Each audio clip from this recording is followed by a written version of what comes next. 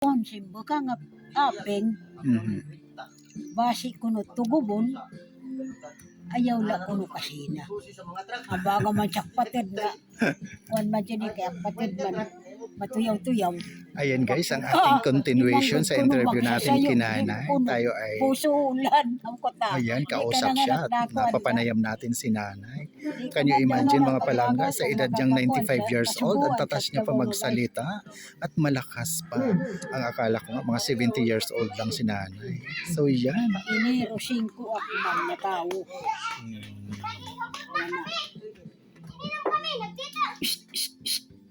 So ibig sabihin ay nakakaano pa talaga kayo, nakakadulhog pa kam sa ilawod ng, di Kaya ba? di na, nahuhulog. Pwede naman ako bibinaptas, kaya di naman asigad. Oo, tama po yun. Kaya nga ako nga, di ba, nakarating ako ngayon dito dahil base sa sinabi ni Ipin nga, Uncle, okay na andaan papunta doon. Parang ganun. Actually, noon pa mga panahon na yun, matagal na kniragin, inuya man kunta tipakadi. Pero kay nahuhulog ka man sa imo man agihan, lalo na first time mo ay makuri. So this time po ito, ako yung nagpapasalamat siyempre thanks Father God sa moment na ito ngayon, araw na ito nga nakarating kami dito at ginabayan nyo kami na, can you imagine, taga dito ako sa amin sa Northern Samar.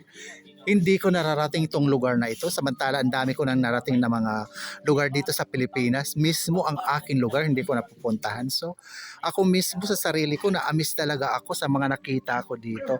Mga palangga, mamaya pupunta pa tayo doon sa talagang magagandang lugar sa overlooking. Hindi tayo gagala ngayon dahil medyo mainit. So yan, ito nga, natsimpuhan ko si nanay. Ay, akala ko man sa kausap ko kanina nasa late 68 or 67 ang edad or 70. Naku po, 95 years old, mga palangga ang kausap ko, ayan. Matatas pa rin sa pagsasalita si nanay, nakita nyo naman. Naku, at maraming salamat naman ay sa pagpa-unlock nyo po sa aking mga simpleng katanungan at hindi nyo po ako binigo. So, Pag-interview sa akin. opo, nay. Naku, basta ako po yung nagpapasalamat sa iyo sobra-sobra. Ayan. Si Anyos na. So ang asawa daw ni nanay ay wala na. 11 years lang nakakalipas. So si nanay is still, ayan. Talagang malakas, talagang, nako, magandang pangangatawan ni nanay. Sino po mga kasama mo sa inyong bahay sa ngayon ay? Sa pamumuhay mo, sino kasama mo? Ako lang. At 95 years old, kayo lang po ang tawag nito? Nag-ano sa sarili? Nagkakalayo. Ako lang sisilhig. Ako nagbabanos. Kay Anak na wala kang kasama sa bahay na anak? waray. Or apo? Waray. Wow, ang galing. Pala siya ito, iyang pag-sugar. Kay tirok doon siya. Kali wala nga, di kagud pangin ano. Oy, Di ka naku, di ba? makakasugar. Ayun. Wala siya nga pastorya. Kay igindidiri siyang amuwa. Ayun na kung ito na aking interview sa iyo maganda ang earnings ko dito, babalikan ko po kayo. Wala pong imposible na hindi ko po kayo dito mabalikan muli. Ayan. Opo, at may pahalipay man ako kung sakali man. Kailangan, naku mga palangga, tulungan naman po natin si nanay. Anong pangalan niyo na? Elena ba? Josefina. Josefina, ayan. Josefina Paimnayan Andales. Ayan, si Nanay Josefina Pahimnayan Andales.